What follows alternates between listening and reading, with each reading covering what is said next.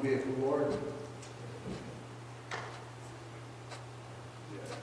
He's missed. So, I saw Wanda sitting not in her place. And understand. Anyway, he's going to be missed. But he's worshiping with the Lord. Worshiping with us, with the Lord. He's better off. All right. Two sides of faith. Two sides of faith. This is a standalone message. It is not a part of the series, so we're just going to look at this real quick. And by the way, I have to say right off the bat, this is my idea of the two sides of faith. All right. If you got online and you Googled, you would see where some people say there's 5 kinds of faith. Some people would say there's 3 kinds of faith. And so, yeah, we could all argue that if we wanted, but for all intents and purposes, and since I'm preaching, there's 2 sides of faith, okay? Take my word for it. And if you think I'm wrong, you have the right to be wrong. All right, so 2 sides of faith, and it's trusting God when you don't understand. So let's look at the 2 sides of faith. Let's jump right into it. Hebrews chapter number 11, verse number 1. Faith, believing faith, is one of the first signs of faith, or first side of faith, I should say. And Hebrews chapter number 11, verse number 1 is the definition, is the Bible definition of faith. And I have hit this verse, in my 40 years of preaching, I have hit this verse, 100 times, and I'm still not sure exactly what it means. Okay, all right, but it's that simple and it's that deep.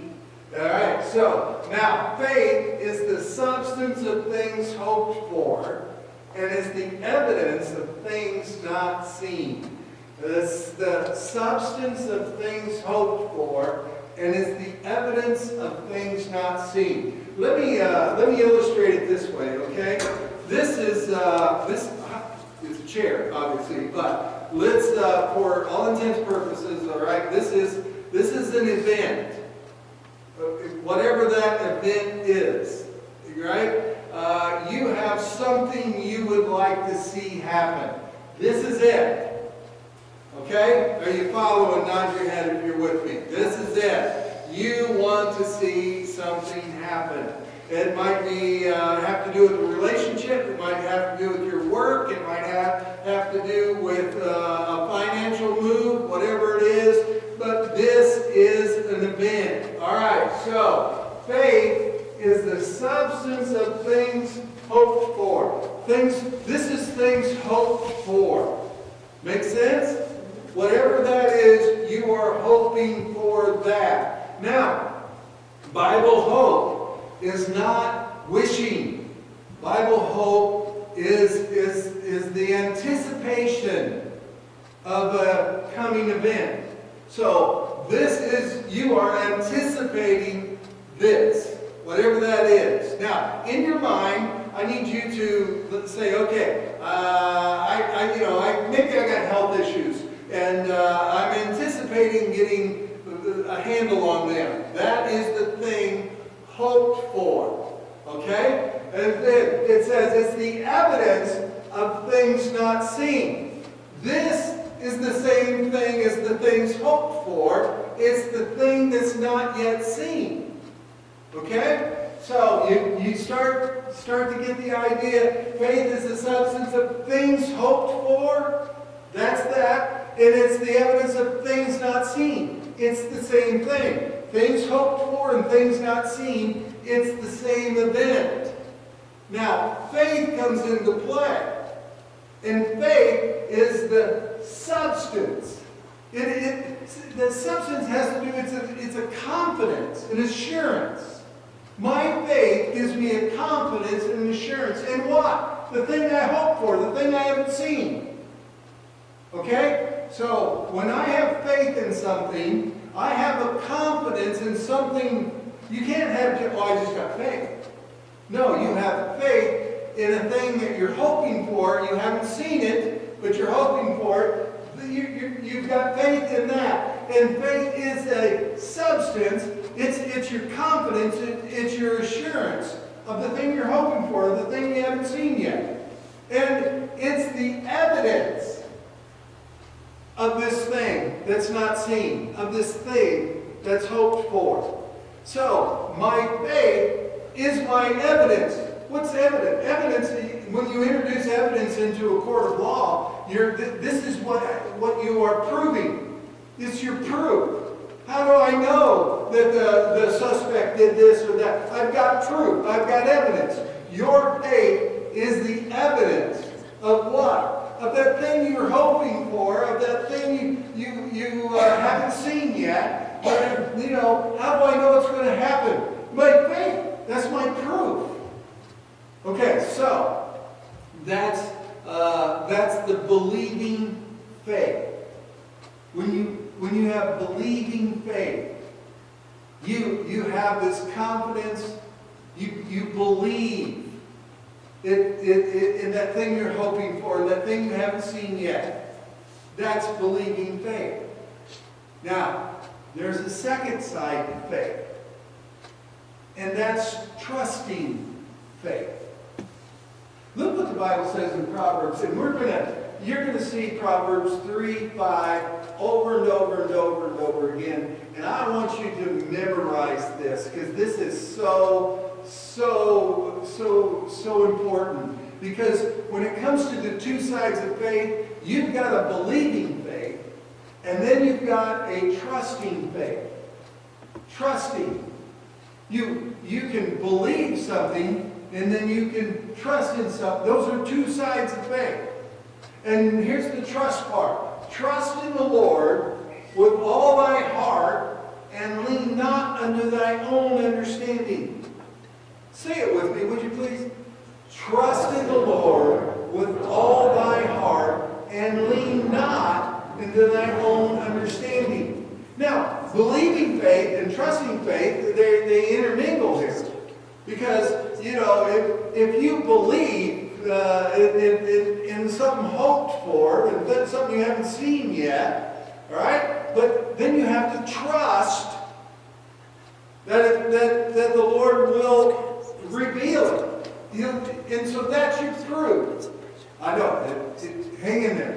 Here's the definition for you between the two. While believe relates to accepting something as true, okay? Trust focuses on having confidence and reliance in someone or something. So you got believing faith. I believe that this is true. I believe that Jesus Christ is the Son of God. I believe that is true.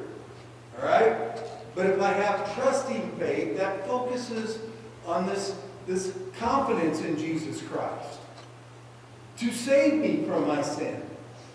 I believe He's the Son of God, believing faith. I trust He's going to save me when I die. That's trusting faith. So, here's the thing with trusting faith. When you trust, and give me Proverbs 3:5 again, if you would, Sam. Trust in the Lord with all thy heart. That's faith. Trust in the Lord with all thy heart. Because trust, though, always involves, or I should say, it always requires risk. When you trust something, there's a certain amount of risk related with a trust. I trust it's going to happen. And so there's a certain amount of risk there. So trusting faith means you obey even when you don't understand. Lean not into thy own understanding.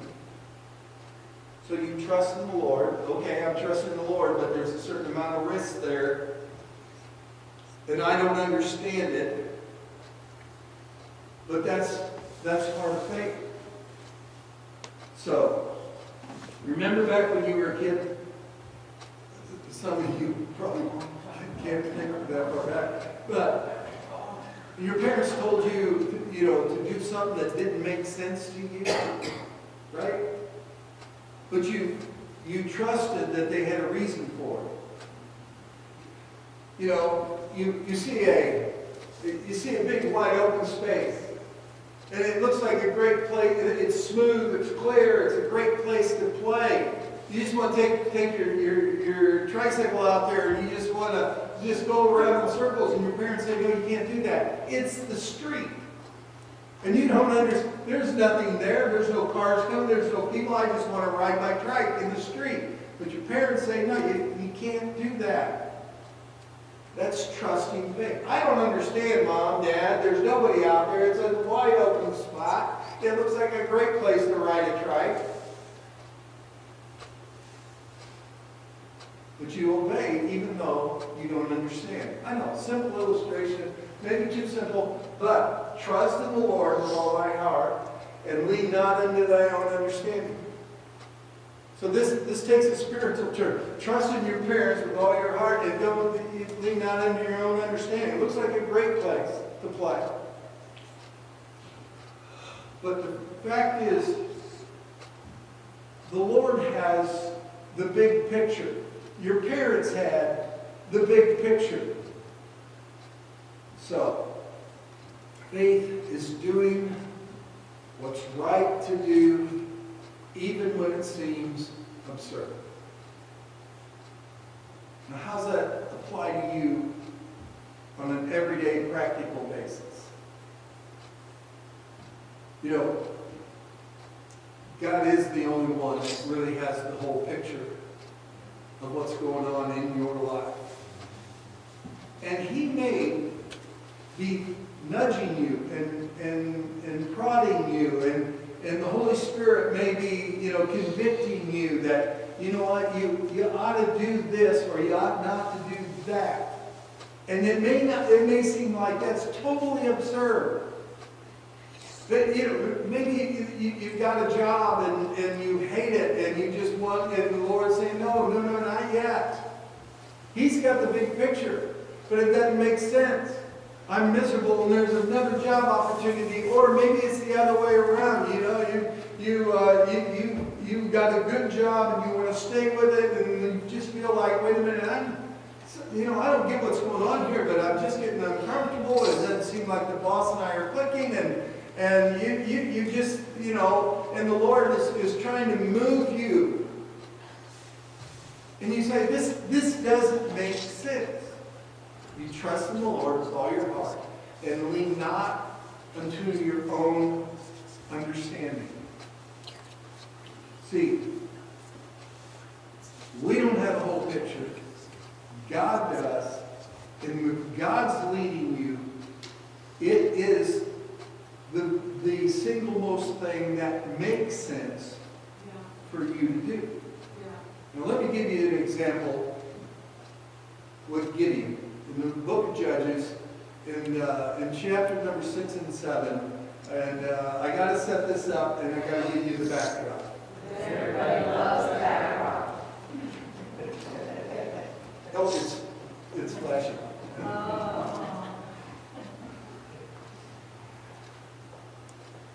This is a time in Israel's history in which they did not have a king. They had judges. That made them unique and different from all other nations. All other nations had kings, and the kings could be tyrants, but no, even good nations that had a good political atmosphere, so to speak, the kings still taxed people to death. They took their sons and put them in armies and required certain. Kings were just kings, and when you are a king in a barbaric time, you had ultimate power, and ultimate power ultimately corrupts. And God said, you know what, Israel, you're not going to have kings. You're going to have judges. They're going to judge. And we'll give you prophets. And the prophets will tell you what I want. This is God speaking, all right? The prophets tell you what God is saying. And the judge judges. He's the authority to make sure that the people, the populace, is doing what God wants. Because God is your king. So that was the time of the judges. So Israel was ruled, their king was God, and they were ruled by judges. And the prophets told the judges the direction God was taking their nation, and the judges would see to it that it was getting done. So, in the time of the judges, there came up a judge named Gideon. And I'm sure you've heard stories about Gideon, but nevertheless, in the time of Gideon, the Midianites were a thorn in their flesh. They were, and this is what the Midianites were doing, okay? The Midianites would let Israel, and because the Midianites far outnumbered Israel, they had a mighty army, and Israel was just kind of a ragtag nation, and they had kind of militias, but not really armies as such, and they just did, the best they could for survival kind of thing. And they weren't very organized. And so the Midianites would come in and they would conduct raids. And they would raid Israel. So this is what they would do. They would let Israel exist, and Israel could do their Israel thing, and they would grow their crops, and they would make their wine. They would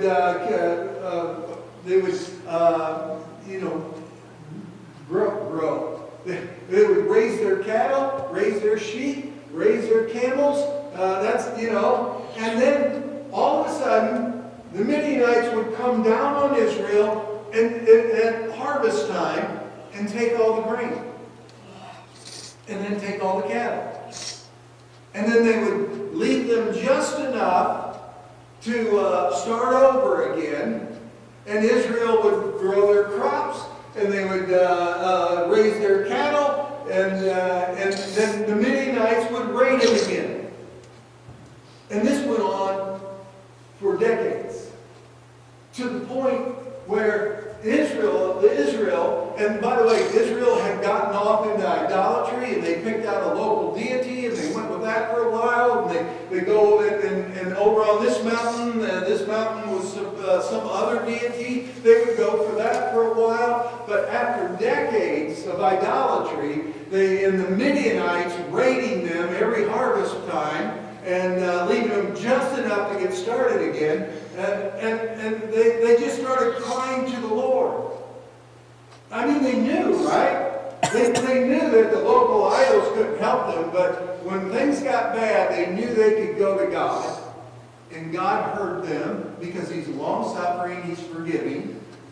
And in chapter 6, verse 3-4, and it was so that when Israel had sown, that the Midianites came up, and the Amalekites and the children of the east, even they camped up against them, and they encamped against them and destroyed the increase of the earth till thou come to Gaza, and left no substance for Israel, neither sheep nor ox nor ass. They took it all, but left just enough they could start over again.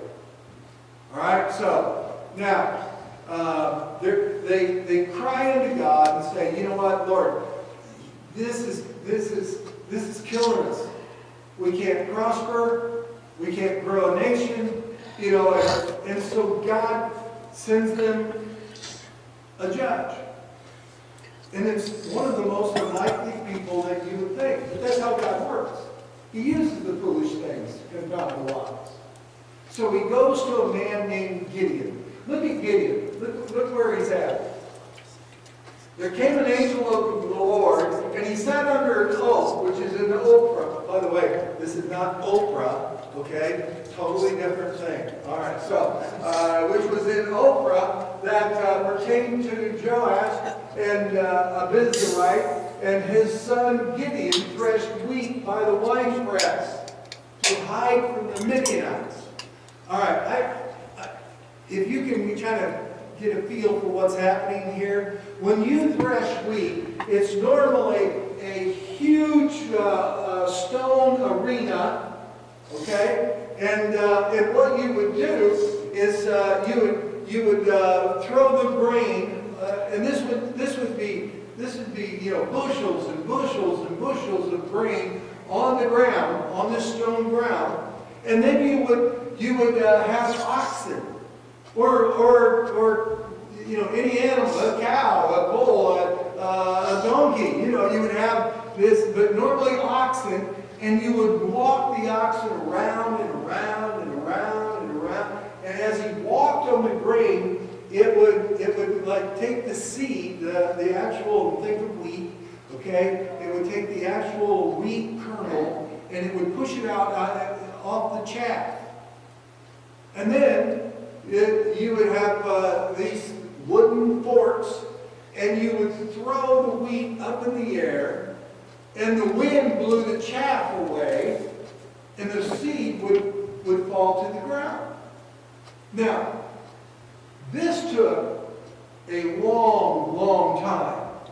And you just walk oxen around and around. Oftentimes they put a pole in the center of the arena, and they put the ox on a pole, all right? And so they got a vertical pole here and a horizontal pole there, and the ox would just walk in circles and walk in circles and walks in circles. You've heard the cliche, you don't muzzle the ox that treadeth the corn, right? In other words, as the ox is doing all this work just by walking in circles for hours, days on end, if he goes down and eats a bite of corn, he's earned it. So you don't muzzle the ox that treads the corn. All right, so he's earned it. So, and as he walks around and around for literally days, and you keep throwing this up, pretty soon you've got wheat kernels that have no chaff on them. Now they're usable. This is a laborious, time-taking way, but it's how everybody did it for thousands of years. And this is when the Amalekites would come in and raid them. And after they've cleaned the corn, it's no chaff, it's all clean again. So here, the angel of the Lord, he came and he sat under a tree, and he comes to the son Gideon, who threshed wheat by a wine press. Well, no, a wine press is not a huge arena. A wine press is around 8 foot around. And it's got a wall about knee high. And you've seen the depictions on TV. They fill this knee-high wall, the round circle of 8, and then they stomp on it. Okay? Okay, have you seen the I Love Lucy where she's stomping grapes? That's what they're doing. Okay? Alright, so they stomp on it, and it goes, and it's got little troughs in the bottom of it, and the juice runs down the trough and through a hole in the wall, and that's where they gather their wine. Alright, so Gideon has got wheat in a wine press. He's hiding from the Midianites. Who would think that there would be, it's not a time of harvesting grapes, it's a time for harvesting wheat. Who would think that there would be actual wheat in a wine press? So what he's doing is, Midianites come in, they conduct one of their raids, they go to the big arena, and they steal all the grain, but Midian's over here, and if the Midianites see, oh, that's a wine press, and they're thinking, okay, there's no grapes this time of year, so, so Midian, he's hiding what little grain he's got. He's trying to thresh wheat in a wine press. Now, two things. He's either not very smart, or he's very smart, because he's trying to get around the whole Midianite raid thing. And the angel of the Lord appeared unto him and said unto him, "The Lord is with thee, thou mighty man of valor." As he cowers down, behind a 2-foot wall, throwing wheat in the air, hoping the wind would. So, but God called him a mighty man of valor. If God has called you, you're a mighty man of valor. And so Gideon is called. And he's called to put an end to this Midianite reign. So, verse 13 and 14 says this. Gideon said unto him, O my Lord, if the Lord be with us, why then is all this befallen us? Now, the angel of the Lord could have said, well, because you guys fall into adultery and you just have turned your back on the Lord, and so why all this befallen us? And where be all the miracles which our fathers told us of? Fair question, our ancestors say, you did this, you did that, but we ain't seen it, God. Isn't that just being honest? It's just being honest with God. What can we learn from that? We need to just be honest with God. I'm not seeing it. Did not the Lord bring us up from Egypt? You told us about the splitting of the Red Sea. You told us about water from the rock, manna from heaven. And we can't grow wheat without it getting stolen. I'm in a wine press trying to clean wheat. And he says, but now the Lord hath forsaken us and delivered us into the hands of the Midianites. And the Lord looked upon him and said, go in this thy might, that thou mayest save Israel from the land of the Midianites, from the hand of the Midianites. Have not I sent thee? Said, I'm choosing you to put an end to this Midianite raid thing. Now, to Gideon, this had to be one of the scariest moments of his life. I'm a farmer. I'm threshing wheat in a wine press. And you're saying I'm going to lead an army in battle against the Midianites. We have, and you can read the entire thing, we have about 30,000 men. They have 135,000 men. And I'm going to lead an army. Woo-hoo!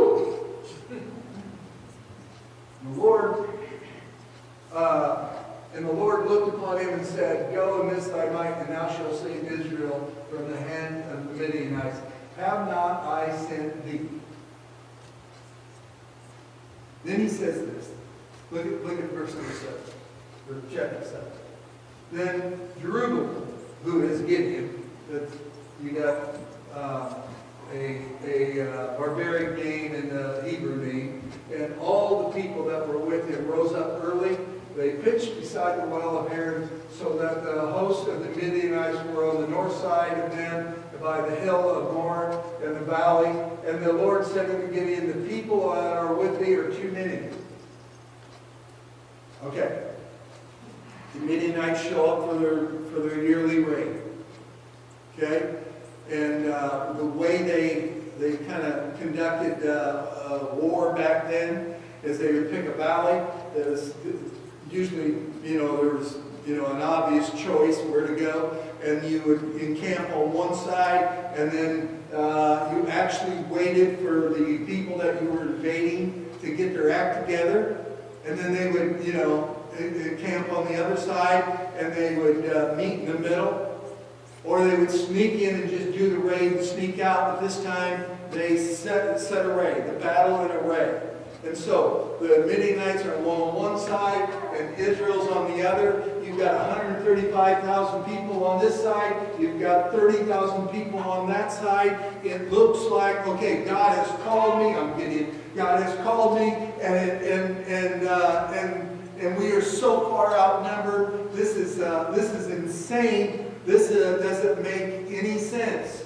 So he says, okay, how's this going to happen? God's going to have to do something. And God shows up and says, you got too many guys. Hey, God, maybe you ought to recalculate here. 135,000, 30,000. Yeah, You got too many guys. Now, next screen. This is crazy. When you are way outnumbered, and God says, you got too many guys. That seems insane, doesn't it? But this is trusting faith, and it requires risk.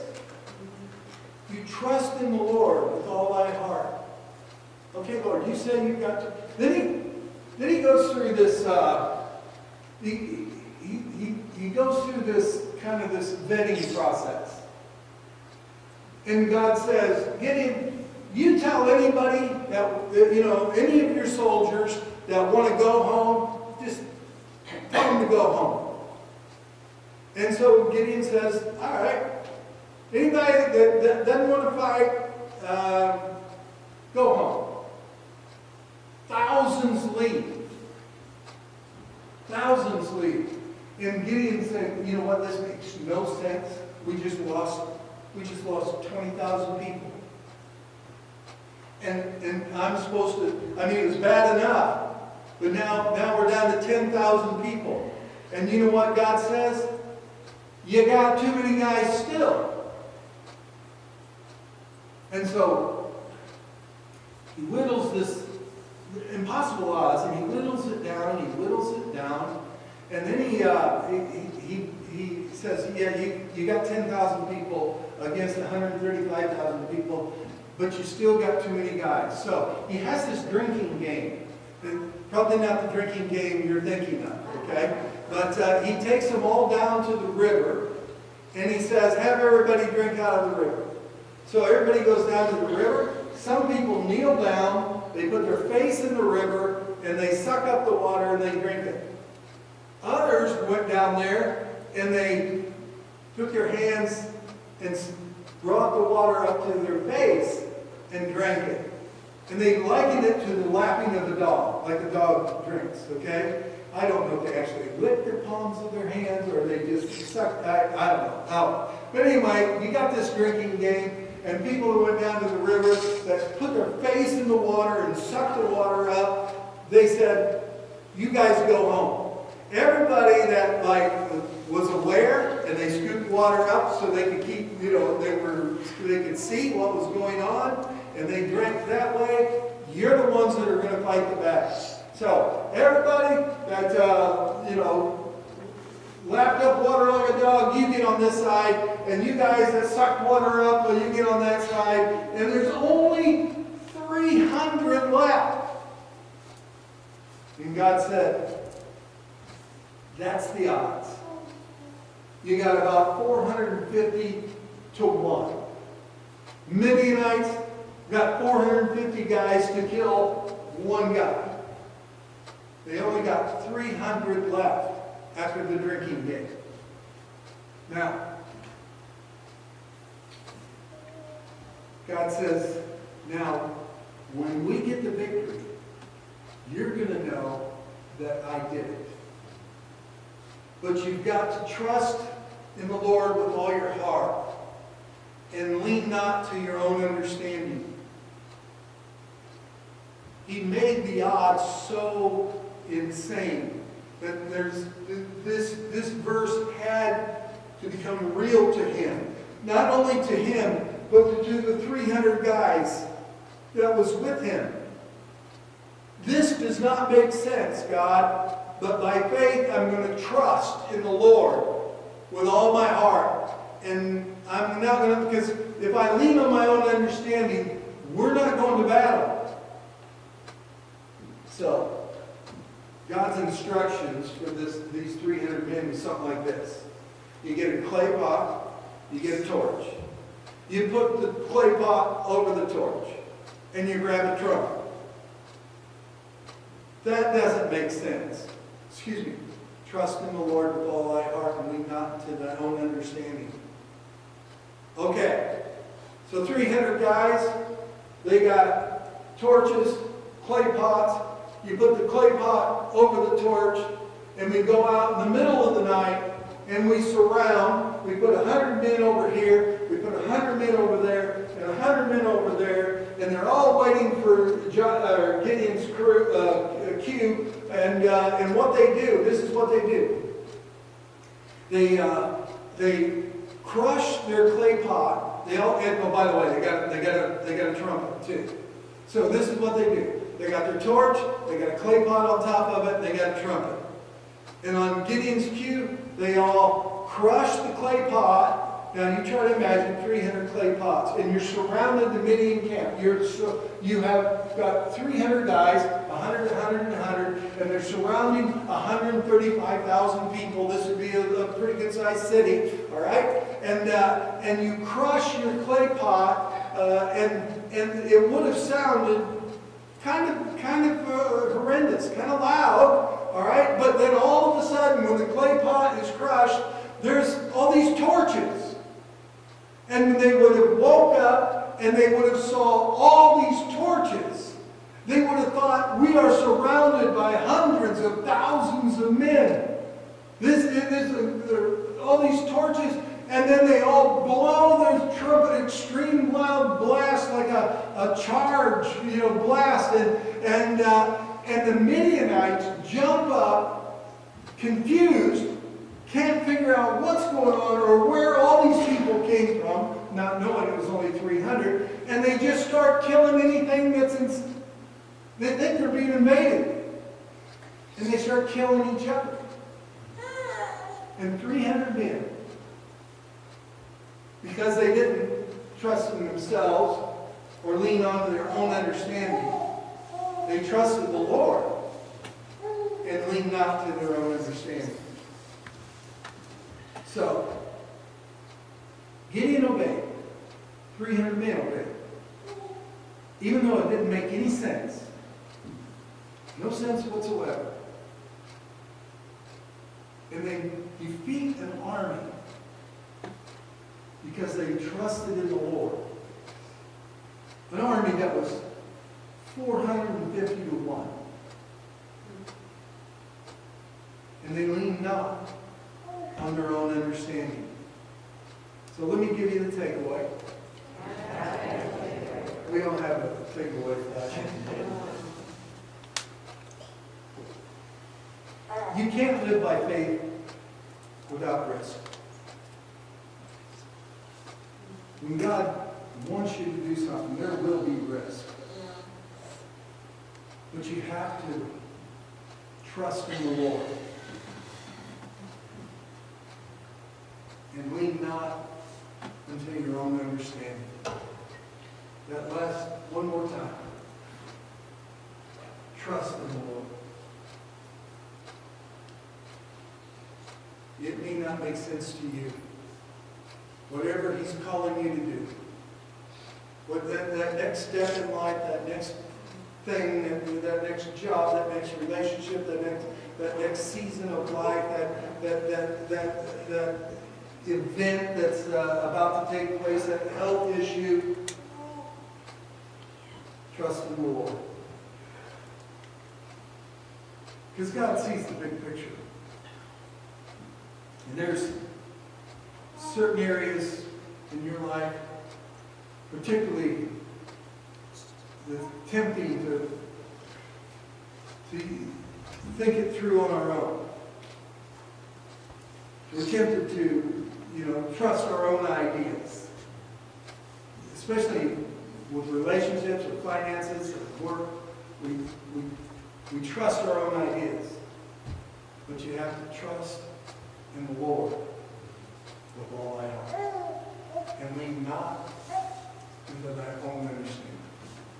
Let's bow our heads before the Lord.